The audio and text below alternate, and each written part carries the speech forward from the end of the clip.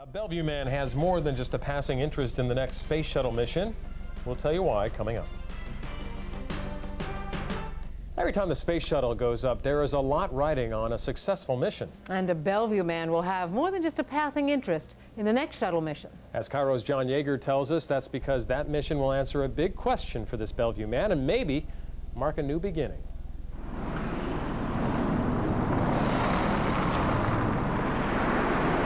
This is a conventional centrifugal freon-based air conditioning system. And Jack Bauer has never been crazy about it. The conventional systems not only are noisy and energy consuming, but they also use the freon, which is harmful to the ozone. You might say air conditioners have always run in the family. I grew up in a family in Chicago that works with refrigeration systems, and they still do to this day. So from age 9, I was familiar with and working on and with refrigeration systems. Today, he's the building service manager and chief engineer for 20 commercial office buildings owned by the Quadrant Corporation of Bellevue. Hi, Eleanor. This is Jack.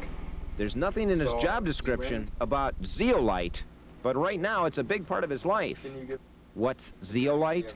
Zeolite is a substance that occurs naturally and is actually mined in some places. But what does it have to do with air conditioners? Jack has an experiment to answer that question. Basically what it is an experiment with zeolites, and the zeolites are in a container, and I call it the zeolite cell, and it's made out of copper.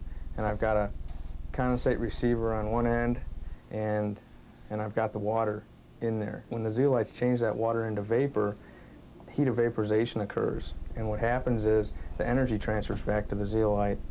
If you're starting to get lost, Jack can boil it down for you. What it is, it's an alternative freezing medium, and it's another type of creating refrigeration. Requiring no noisy compressors. But Jack has to test the theory in zero gravity, up in space, to see how it works. It's been hard getting the idea off the ground. At first, he took his plan to New Mexico State University.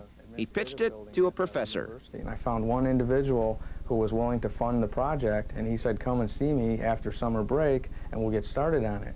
Well, I went to see him after summer break, and his name was off the door, and I found out that he had died. He eventually got funding, and his experimental payload was approved to go up with the space shuttle. Then, something else happened in January of 1986.